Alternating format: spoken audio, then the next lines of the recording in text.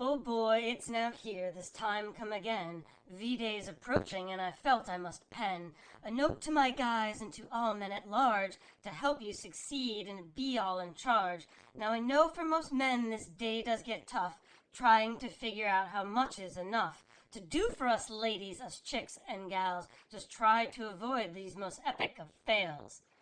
The first guy of note was my high school crush Chad, who unbeknownst to me was a terrible cad.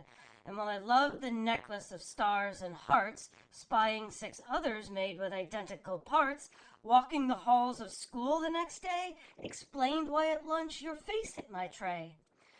Freshman year at college was a boy named Bruce, whose green flecked eyes turned my way would induce a wave of flutters, a blush and a stutter, and when asked on a date, I could only just mutter, "I love your curves, that's what you said," but ruined it all, made my face turn beet red, when the DJ announced in a huge deal breaker, our names, our song, you chose Rump Shaker? Later in school was the artist guy Jack, who made me breathless when it came to the sack. I knew he was broke, but didn't expect much when V-Day came, and I told him as such. But when the night passed with nary a call, it made me feel about 2 inches tall. The next day walking campus I had a large shock. My name was spray painted across the whole block.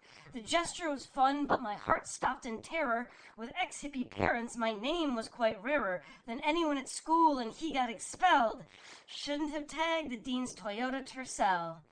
Onward I traveled to work in the city, and I met an ex-pat, a Brit we called Smitty. He was fun and manly and handsome to boot, though at times his tastes were less than astute. Hearing my name over the office PA made me all happy at being Valentine's Day. Arriving up front to a group all a-twitter, I walked up hearing a few snicker and titter. There was a bag that had been knocked all asunder. It was addressed to me, 'twas my V-Day plunder, and spilled across the desk for all eyes to behold was black leather, much lace, silken straps, too bold. I had to leave said job, that door was shut, when I found out my nickname was Smitty's Later in years was a gentleman Fabrice. My wild days were gone, and I was at peace.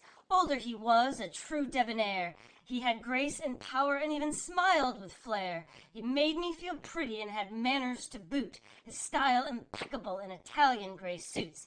I thought I had found him, my man, my prince, even teaching me his mom's tart de quince. He was a touch old school, that was my only qualm. Other than that, he was totally to bomb. And yet, dear readers, he managed to fail, making me in turn pale whale and turn tail. V-Day again, I received box of blue. Tiffany, it read, as if I needed a clue. Inside found I a necklace with a sparkling hue. Later that night I found what that would turn into, when after much prodding I turned down his demands. He showed me the door. I ran out head in hands.